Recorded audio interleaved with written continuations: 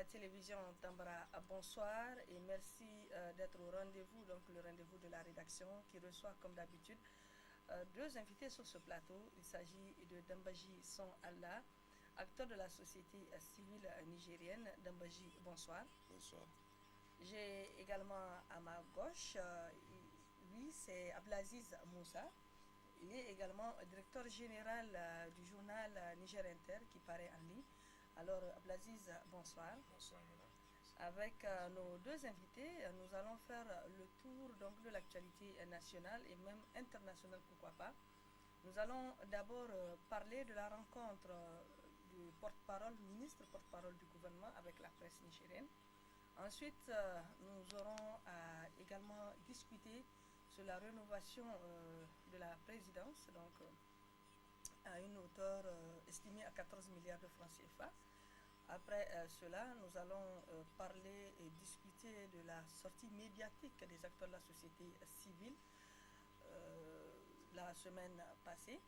Et ensuite, si le temps nous permet, pourquoi pas, nous allons également essayer de parler de la crise qui est née au sein donc, de la CDS Rahama avec l'éjection d'Abdoulabo du parti. Et pour ne pas dire, nous avons également Africa. Comme vous le savez déjà, le Niger a remporté, en fait, le Niger a remporté le procès de Africa. Et avec ça, à l'international, c'est les élections au niveau donc du Mali. Voilà. Chers invités, nous allons tout de suite parler de la rencontre du ministre porte-parole du gouvernement avec la presse nigérienne et internationale. Nous allons commencer par le journaliste parce que c'est une rencontre qui concerne les hommes de médias. Alors Ablaziz Moussa, qu'est-ce que vous avez retenu de la rencontre donc, du ministre porte-parole du gouvernement avec la presse? Merci. Bonsoir aux téléspectateurs. Bonsoir aussi à vous. Merci aussi à Tambaratiri qui nous permet de temps à autre de venir nous exprimer. Alors, ce que je vais dire par rapport à la conférence de presse animée par le ministre porte-parole, c'est une bonne chose et il est, à mon avis, à féliciter parce que, comme il l'a dit lors de la conférence de presse, il est là pour faire en sorte que, de telle sorte que les journalistes aient la vraie information. Parce que, on le sait tous ici, on a vu à un certain moment où à chaque fois c'est des rumeurs qui passent, des rumeurs et le gouvernement ne sont pas pour communiquer. Là, il s'est mis à la disposition de toute la presse. Il a donné l'adresse de ses locaux, son numéro de téléphone, son email, au cas où on a besoin de lui, on peut aller vérifier toutes les informations. Et il a bien dit, s'il ne l'a pas sur place, il sait où aller la chercher. Alors, je crois que c'est une bonne chose. Il faut vraiment que cette fois-ci, la presse puisse le prendre puisse profiter et le prendre à ses mots, parce qu'il dit qu'il est disposé à n'importe quel moment et en plus, on l'a vu, ça c'est une première ici au Niger. La plupart des temps, le portefeuille du porte-parole du gouvernement est attaché à un autre ministère. Donc là, c'est un ministère plein et on a vu un ministre vraiment disponible à travailler avec la presse. Maintenant, je crois que la balle est dans notre camp pour vraiment faire de ça notre affaire et en profiter pour donner la bonne information. Et il a dit, plus vous donnez, c'est-à-dire c'est ça, plus vous donnez des informations crédibles, plus vous êtes crédible. Alors, je crois que maintenant, c'est à nous de jouer et à nous d'utiliser ce canal-là tel qu'il se doit. Okay. Alors, M. Dambaji, vous êtes acteur de la société civile, vous avez suivi le ministre porte-parole du gouvernement à la rencontre donc, avec la presse nigérienne comme la presse étrangère. Alors, qu'est-ce que vous avez retenu et qu'est-ce qui a en tout cas motivé ce ministre à sortir, à inviter la presse? Merci Madame et nous remercions le groupe Tambara de l'occasion que vous nous offrez de temps à autre à se prononcer sur la situation sociopolitique de notre pays. En ce qui concerne votre question, ce que je peux répondre à la question, qu'est-ce que je peux retenir par rapport à cette question, c'est que je fais un constat. Ce ministre a été nommé, ça fait à peu près plus d'un mois. En tout cas, je lui accorde le bénéfice du doute qu'il a pris sous tous ces temps-là pour peut-être peaufiner ses stratégies de communication. Maintenant, le temps est arrivé pour qu'il vous informe de sa disponibilité à faire cette communication plus précisément gouvernementale, parce qu'il faut que ça soit clair. Et la communication gouvernementale, quand on dit communication gouvernementale, elle est bien cadrée. Elle est bien cadrée parce qu'elle tient compte d'un certain nombre de paramètres, que ce soit du point de vue sécuritaire, du point de vue sûreté, du point de vue et intérêt politique. Donc, s'il accepte peut-être de vous rencontrer, c'est une bonne chose pour la forme. Et c'est quelqu'un que, en tout cas, je ne doute pas de sa conviction, mais ce qui est sûr, c'est qu'il est issu d'une dynamique qui est claire. Parce que la communication gouvernementale, il ne faut pas vous attendre à ce qu'elle soit si indépendante qu'elle doit être. Et qu'elle a commencé à réunir tous les journalistes de tous bords. Nous le souhaitons bonne chance à pouvoir continuer et nous ne souhaitons pas que l'histoire nous donne raison par rapport à notre réserve. Parce que nous savons très bien que le même virus qu'il y a au niveau de la société civile, ce virus existe au niveau des médias. Parce que, qu'on le veut ou pas, aujourd'hui, ils sont peu nombreux des journalistes ou des médias qui ne sont pas catégorisés en fonction de leur tutelle, en fonction de leur tuteur, du point de vue affinité, parce que certains, dès qu'ils parlent, vous sentez leur position, et je souhaite que le ministre arrive à faire l'exploit selon laquelle de pouvoir réconcilier les différentes tendances, parce que les tendances sont là, elles sont réelles, et personne ne peut me prouver le contraire de cela. Mais ce qui est sûr, c'est que moi je l'ai dit, comme je l'ai commencé, je lui accorde le bénéfice du doute, mais je sais que ça sera très difficile de pouvoir confirmer le fond à la forme. Parce que la forme, c'est quoi? Il a pu réunir tous les journalistes, tous les médias qui sont sur le territoire national, mais je sais qu'au cours du travail, ça sera trop difficile. Je ne souhaite pas que l'histoire me donne raison, mais je sais que ça sera trop difficile. Mais ce que nous souhaitons à ce ministre qui est jeune, qui a fait ses preuves à un moment de l'histoire, et pour la défense des intérêts matériels et moraux des étudiants, nous osons espérer qu'il a pu garder le même élan, la même dynamique, la même conviction. Mais ce qui est sûr, nous savons très bien, nous ne serons pas si heureux que ça. Nous savons que la tâche sur lui sera extrêmement difficile parce que les terrains ne sont pas les mêmes, la logique n'est pas la même, et que si jamais les gens lui accordent en réalité l'exigence de faire aboutir ce qu'il a dit, je sais que ça sera très difficile. On se connaît au Niger, vous pouvez aller avec une conviction, quand vous vous trempez dans une logique qui dépasse votre capacité, vous serez obligé de faire travailler conformément à la logique. Donc ça veut dire que vous n'êtes pas rassuré, vous n'êtes en pas tout cas, je vous dis que moi, je lui accorde le bénéfice du doute, parce que j'ai dit et je le répète, la communication et le porte-parole du gouvernement, vous ne pouvez pas le faire comprendre que c'est vraiment un cadre qui sera indépendant à 100%, compte tenu de certaines contraintes et certains paramètres qui soient clairs, pas lui, quelle que soit la personne qui va venir. Si on dit que c'est une communication gouvernementale, c'est difficile qu'elle sera si indépendante que ça. Oui, mais ce que j'aimerais ajouter ici, c'est vrai, c'était toute la presse nationale et internationale. Maintenant, chacun de son côté a son éditorial à lui. Mais lorsqu'on parle du porte-parole du gouvernement, il va nous donner les faits. Maintenant, les faits, pour les faits, on n'a pas besoin de tel type d'éditorial ou de tel type. Ce sont les faits.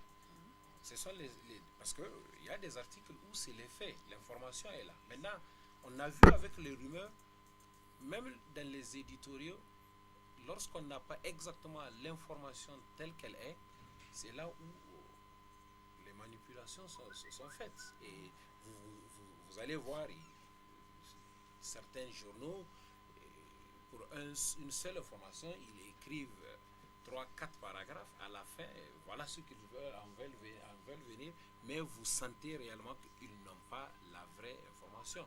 Maintenant, lui, il dit, pour tous les faits, quelle que soit l'information que vous voulez vérifier, passez par lui. S'il ne l'a pas, il est disponible, il saura quel couloir aller la chercher.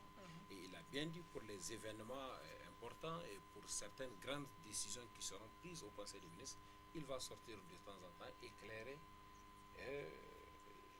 l'opinion à travers la presse. Donc moi je crois que c'est une bonne chose et je ne pense pas que ça puisse changer grand chose sur les éditoriaux. Mais quand même, les faits, l'éditorial, il est là, chacun a sa ligne éditoriale. Mais les faits sont là, c'est rouge, vous ne pouvez pas les changer dans votre éditorial que c'est bleu.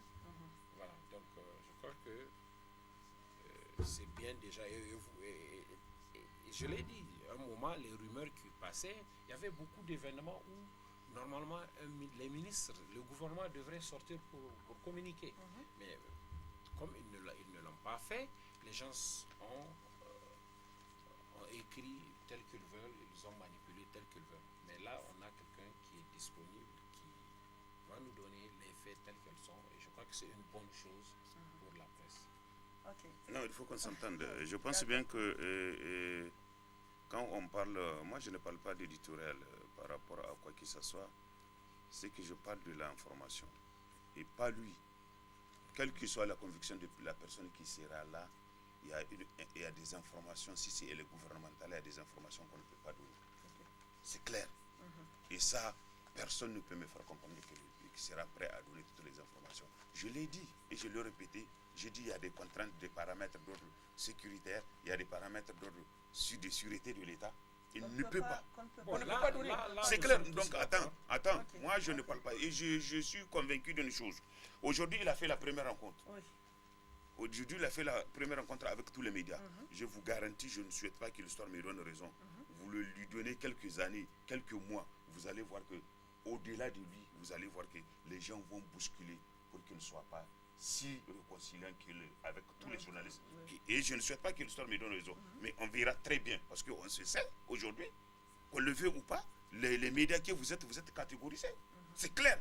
Et aujourd'hui, même la rencontre là, je suis convaincu d'une chose, c'est parce que lui, il est nouveau et il a sa conviction. Il a sa conviction qui n'est pas mêlée de l'ancienne conviction que le quotidien vivait du point de vue politique et politicien. Mais je sais que le jour où il sera confronté, il sera dans cette nasse de politique et politiciens, je vous dis qu'il sera contraint de sélectionner ce journaliste. C'est de ça que je parle. Je ne parle pas d'éditorial. Mais l'éditorial, là, elle ne peut pas changer l'éditorial d'un journaliste, d'un média ou quoi que ce soit. Parce que chacun, on le sait très bien. Chacun, sa ligne, on connaît sa ligne éditoriale. Moi, je n'ai pas dit qu'il va changer la ligne éditoriale, mais j'ai dit que l'esprit de réconciliation qu'il est en train de prôner, j'ai dit que l'histoire ne me donne pas raison. Mais je sais qu'il y a des esprits qui ne veulent pas de cette réconciliation. Parce qu'ils ne vont pas se retrouver dans ça. Parce qu'ils ne vont pas se retrouver, parce qu'ils savent très bien que si la réconciliation est là, et leur mérite, leur compétence sera du lien. Et on se sait, on se voit. Et je suis sûr que, et c'est pourquoi j'ai dit que l'histoire ne me donne pas raison, qu'elle arrive à arriver à ce point, qu'elle continue à pouvoir le faire. Mais ce qui est sûr, j'ai dit, c'est pourquoi je dis que je lui accorde le bénéfice du doute. Parce que jusqu'à preuve du contraire, moi je crois à sa conviction. Jusqu'à preuve du contraire, elle ne m'a pas déçu dans ce comportement. Et je souhaite que l'histoire ne me donne pas raison, qu'elle arrive à me décevoir dans le futur. C'est clair. Voilà ce que je voudrais exprimer. Moi, je ne parle pas de la ligne éditoriale d'un journal ou la conviction des journalistes. j'ai dit l'esprit de réconciliation ou l'esprit en réalité du rassemblement qu'il est en train de prôner, c'est une bonne chose, mais j'ai dit que ça sera très difficile qu'il arrive à bout de ça jusqu'à un moment précis. Ok. C'est clair. Ce que je voudrais dire, c'est voilà, en fait, l'esprit de réconciliation là dont vous parlez. En fait, nous, on voit en lui que c'est une bonne affaire, tout juste parce qu'il est là pour nous donner l'information telle qu'elle est. Point. Mais je suis désolé. C'est en fait, le rôle, c'est en fait, c'est en fait ce qui manque il à faut la que ça presse. soit clair. Hein. On Le voit, rôle du on voit les porte-parole, journaux. le rôle du porte-parole, c'est pas de donner uniquement aux journalistes, c'est en réalité d'informer l'antenne nationale et internationale de la gestion socio-politique de l'État. Ça ne résume pas au niveau des journalistes. Exactement. Donc, et il l'a rappelé dans son rôle régalien. Et tout ce Exactement. qu'il a eu à dire, c'est son rôle régalien d'un porte-parole du gouvernement. Donc, j'ai dit, et je le répète, sa fonction ne se résume pas à vous seul. Sa Oui, bien fonction, sûr, c'est le bien porte-parole du gouvernement. Bien sûr. C'est de, en réalité, il doit sortir oui. pour communiquer de De temps à autre pour communiquer à tout le monde. Il ne doit pas communiquer à un groupe restreint. S'il essaie de communiquer à un groupe restreint, je vous dis que les gens vont l'accuser de ce qu'il n'est pas. C'est clair. Et je lui dis, je le répète, je dis que c'est quelqu'un qui m'a jamais déçu dans sa conviction. Et je ne souhaite pas qu'elle arrive dans le futur à me décevoir. Et je le dis et je le répète, je souhaite qu'elle arrive à continuer dans cet élan, à créer les conditions d'admiration de toutes les différentes couches des journalistes du Niger. Parce que tel que n'est pas le cas avec les autres ministres, c'est-à-dire avec les autres ministres porte-parole. Parce qu'aujourd'hui, si ce n'est pas lui qui a fait, c'est une grande première, c'est une vérité. Si ce n'est pas avec lui, on n'a jamais vu un porte-parole qui est sorti appeler tous les médias pour échanger avec eux. Ça, il faut le reconnaître. Moi, je dis et je le répète, je ne souhaite pas, parce que compte tenu des paramètres qui sont là, donc tout le monde sait qu'aujourd'hui, nous sommes arrivés à un moment où les uns et les autres ne veulent pas se sentir sur n'importe quel point. Je dis que si il arrive à tenir le cap et qu'il n'arrive pas à être embourbé par la logique qui est là, qui est toujours soutenue dans notre pays, malheureusement, j'ai dit que ça sera une très bonne chose. C'est clair. Abdelaziz, vous avez quelque chose à ajouter, sinon on passe au second point. Non, on peut passer. D'accord, vous êtes compris. Non, c'est bien. En fait, c'est vrai, il a parlé d'une seule couche, mais seulement au niveau de la presse, nous, tout ce qui nous intéresse, c'est l'information. Les faits tels qu'ils sont, tels qu'à chaque fois qu'on aura besoin, on va nous donner les faits. Tout est bien déjà. Ok, voilà. Espérons que le ministre porte-parole du gouvernement suit ce débat et qu'il va tenir compte de ce que vous avez soulevé, les deux parties. Alors, le second point, c'est l'affaire Africa. On dit, bien sûr, le canard déchaîné. On rappelle que l'affaire Africa vient de trouver un dénouement heureux pour le Niger à travers l'accord à l'amiable intervenu entre les deux parties. Le Niger limite ainsi la casse en payant une somme largement moins importante que celle demandée par le patron d'Africa. Alors, ce qui est allé crescendo d'année en année, donc ce dénouement heureux met fin à plusieurs années de bataille judiciaire. Alors, qu'est-ce que le Niger a gagné? Pourquoi ce dénouement heureux, Abdelaziz? Oui, c'est vrai, on dit que c'est un dénouement heureux, c'est parce que c'est au vu de l'ampleur que le procès peut prendre. Parce que, paraît-il qu'il y a 70 cas, 70 procès qu'il faut faire. Et ça, je crois que on va perdre beaucoup de temps. Et en plus de perdre le temps, il y aura des intérêts qui seront augmentés. Alors, si déjà maintenant ils ont trouvé une solution, je crois que c'est bien par rapport à l'ampleur que le procès est en train de prendre. Mais il faut surtout déplorer au tout début pourquoi, comment est-ce qu'on est arrivé ici. C'est-à-dire que les techniciens de l'État, les représentants de l'État, quelque part, ils n'ont pas bien suivi jusqu'à ce qu'on est arrivé ici. Parce que c'est au dernier moment, le ministre est sorti, il a fait son point de presse, le ministre des Finances, il a expliqué que c'est des voyous. Et là, on ne peut pas laisser des voyous traîner une république comme ça. Voilà. Donc je crois que c'est ce qu'il faut déplorer pour que dorénavant, lorsqu'il y a des contrats à signer avec n'importe quelle société, avec n'importe qui, il faut d'abord vérifier qui est cette société, qu'est-ce qu'ils font, et il ne faut pas se laisser aller par les commissions qu'il faut gagner dedans. Il faut faire de telle sorte que l'intérêt général puisse réellement primer dans la signature des conventions, au lieu d'arriver à un moment où on découvre que vraiment ce n'est pas une société sérieuse telle qu'on l'a fait ici. Et là, ils ont traîné le nom du Niger pour des futilités qui ne devraient en réalité vraiment pas se faire. Alors, Dambadji, pourquoi le Niger a opté pour un accord amiable avec Africa? Et le Niger a opté pour un traitement de l'amiable où les communes du Niger ont préféré ça parce que se sont rendus compte de la trahison qu'ils ont eu à commettre au Niger. Je vous dis qu'il n'y a pas un dossier scabreux qu'Africa que le Niger a connu. Moi, à ma connaissance. Imaginez dans un pays, madame, où vous allez octroyer un marché à une entreprise, une société. Vous venez et il faut le rappeler, c'est avant l'arrivée de ce régime, à la transition. En conseil de ministres, ils ont décidé d'annuler le marché parce qu'elle n'est pas conforme à la situation, selon eux, la situation actuelle d'ordre économique. Et des instructions ont été données à qui de droit pour pouvoir faire ça. Mais qui de droit n'a pas pu faire ça avec le circuit qu'il faudrait faire. Et ils ont remis en cause ce marché en violation des principes qu'ils doivent passer pour l'interrompre. Et comme les autres là, ils sont ce qu'ils sont, ce ne sont pas des dupes, c'est des gens qui ne vivent que de ça. Ils ont tenu l'opportunité et ils ont porté plainte. Tenez-vous bien, madame. Vous portez plainte contre un État, dans le même État, avec la même juridiction, et on fait le jugement par défaut. La partie qui doit représenter l'État est absente. Et le juge, il ne fait que lire le droit, il a lu le droit. Et jusqu'à dépasser le délai prescrit pour l'appel, vous n'avez pas encore réagi. Il prend ça, il amène ça au niveau du CISIA, la cour régionale.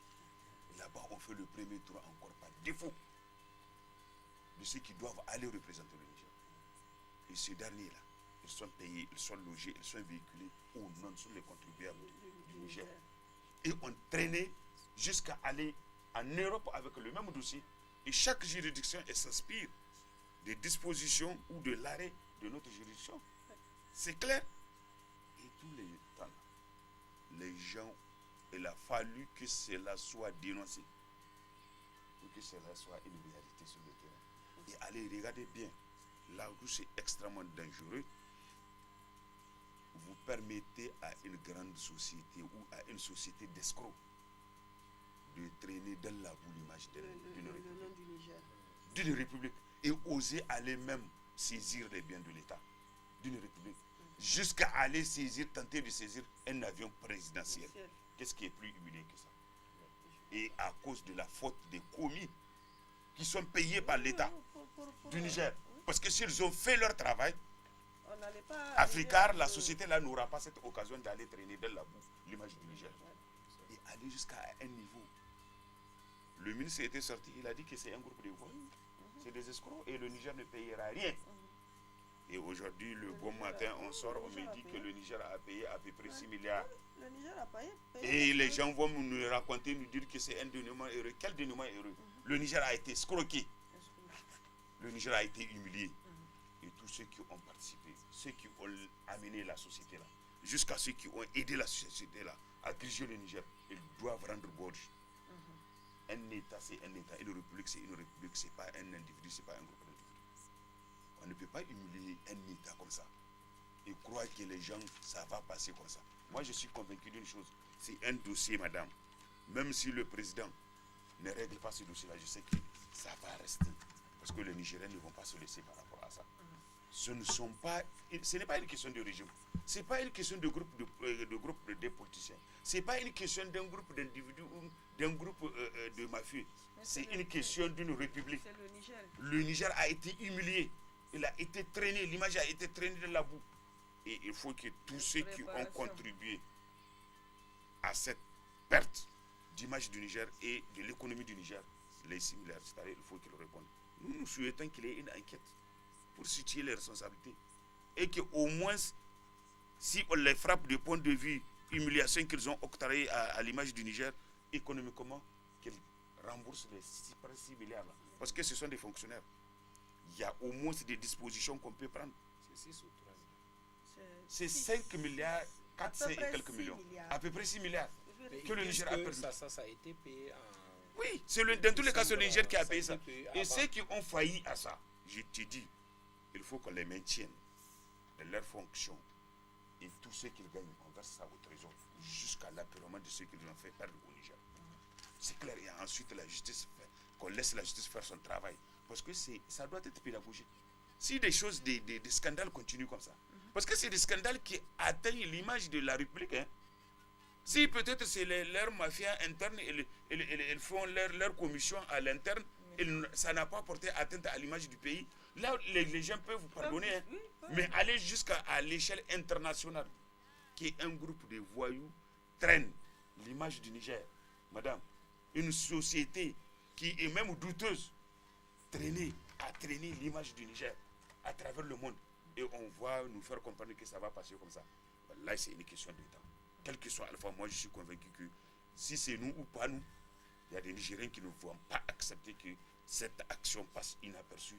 Il faut que chacun, de part et d'autre, à ses degrés de responsabilité, qu'il réponde à l'acte et qu'il sente qu'on ne touche pas à une république, on ne touche pas à une nation, on ne touche pas à l'image et à la dignité d'une république. Ok. Abdelaziz, quelle leçon faut-il tirer donc, de cette affaire africaine de l'État du Niger?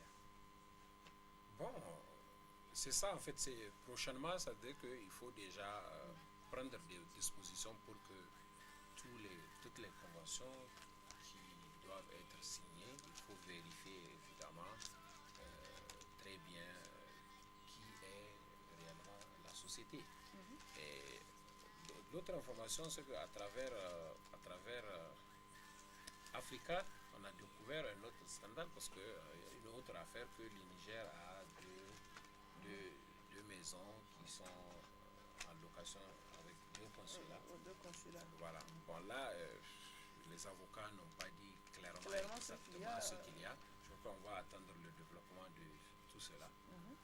Mais comme il l'a dit, Gambaji l'a dit, il faut que réellement, dorénavant, quand il y a une convention, qu'on puisse réellement, avant la signature, savoir qui est Si réellement c'est une société crédible exact, avec laquelle on peut travailler. pour qu'on puisse pas, parce que c'est vrai, les 3,5 milliards là, malgré que c'est versé depuis, mais c'est de l'argent qu'on pouvait effectivement faire autre chose avec. Voilà, je crois que... Et Abdelaziz, ce que je voudrais te faire comprendre, les gens là n'ont pas agi par ignorance.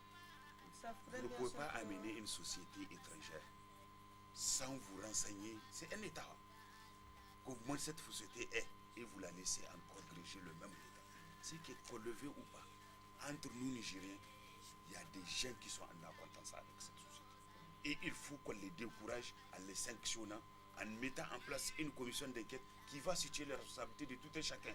C'est l'intérêt du pays, hein, c'est l'image du pays. Ça dépasse l'intérêt des individus ou d'un groupe d'individus. Parce que c'est un antécédent extrêmement grave, parce qu'on a cette mauvaise tradition. Si aujourd'hui Abdelaziz vient et en tant que DG de Tambra, avant de partir, il casse 2 télévisions, quand je viens, dans ma gestion, je peux casser 4, et quand on me demande, je dis que Abdelaziz même a fait. Malheureusement, c'est ça notre tradition. Et il faut qu'on arrête ce genre de choses. Quand tu casses, tu saches que tu as cassé et tu dois payer et tu dois répondre de tes actes. Demain, si l'autre va te succéder là, quand on lui dit de gérer là, il ne va pas. Si tu as cassé 2, lui, il va tout faire pour ne pas casser 1. En tout cas, tant que ce genre de comportement, parce qu'on a un problème comportemental. Et c'est pourquoi cette situation, il faut qu'on la sanctionne à sa juste valeur. Pour que ceux qui vont venir ne reprennent pas. Et vous avez vu qu'il y a d'autres sociétés qui se riaient sur le Niger. Et je vous dis que si on s'arrête, on fait des investigations, vous allez voir que d'autres affaires peuvent surgir, même similaires. Regardez face à la primature. Toujours c'est Antoine. Pourtant, c'est des choses qui doivent être reconstruites jusqu'à présent. Et ça là, je pense bien qu'on ne peut pas continuer à gérer un État comme ça. Le président de la République, il est victime, moi je le dis et je le répète, il risque d'être victime d'un abus de ceux qui doivent, de ceux à qui il a légué la responsabilité. Parce que vous pouvez être, et je peux te donner la confiance, et toi tu as une autre compréhension, celle de servir ta poche. Et c'est ça qu'on fait à chaque fois, on lance l'appel au président de la République. De prendre ses responsabilités et de mettre de côté le copinage et le sentiment et d'agir et d'arrêter tous ceux qui, de près ou de loin, agissent dans le sens contraire de l'intérêt national. Parce que ça sera pédagogique, ça sera un acte louable que les gens vont retenir qu'à son mandat, vers la fin de son mandat, il a refusé et il a refusé que le Niger continue à être grigé. Et tous ceux qui ont grigé le Niger, il les a arrêtés et il a mis le Niger dans ses droits. Et je suis convaincu que ça va aussi rehausser son image. Nous, c'est tout ce qu'on veut. En tout cas, nous sommes contre personne. Nous ne sommes pas là pour défendre quelqu'un, mais nous sommes là pour défendre le Niger. Okay. Ceux qui veulent détruire le Niger, nous ne serons jamais d'accord avec eux, advienne que pourra. Mais ceux qui vont travailler pour le Niger, même demain, nous serons toujours avec eux et on va les accompagner pour que le Niger soit construit. Vas-y, vous avez quelque chose à remarquer? Je crois que c'est bon. Ce qu'il a effectivement dit, c'est correct pour que à chaque fois, on puisse réellement mettre des hommes responsables qui puissent réellement chaque fois voir l'intérêt du Niger, avoir leur propre intérêt. Effectivement. Okay. Je pense que si on part dans ce sens-là, le Niger va gagner beaucoup de choses. Les acteurs de la société civile, après leur libération, pour la première fois, ces acteurs de la société civile ont rendu public une déclaration. La déclaration, c'est tout simplement pour inviter les Nigériens à sortir le 9 septembre 2018 pour également aller dans le sens donc, des journées Jacques que ces acteurs organisent de temps à autre pour attirer l'attention des Nigériens sur la loi des finances 2018. Alors, nous sommes presque à la fin de 2018. Ces acteurs de la société civile continuent encore d'appeler les Nigériens à sortir pour tout simplement dire non à cette loi des finances 2018. Nambaji, pour vous, la loi des finances 2018, est-ce que ça est d'actualité? Oui, madame, et la loi 2018 jusqu'au 31 décembre, elle est d'actualité parce que vous allez continuer à payer la facture ostentatoire de la Nigélec et des nouvelles mesures qui ne font que s'abattre sur la population. Bon, qu'est-ce que vous voulez? Dans tous les cas, c'est un combat qui a été engagé et le fait de marcher, c'est constitutionnel, c'est prévu par la loi. Nous, tout ce que nous sommes de ceux-là qui acceptent qu'on laisse la manifestation de la jouissance, de la liberté dans le cadre légal. C'est tout chacun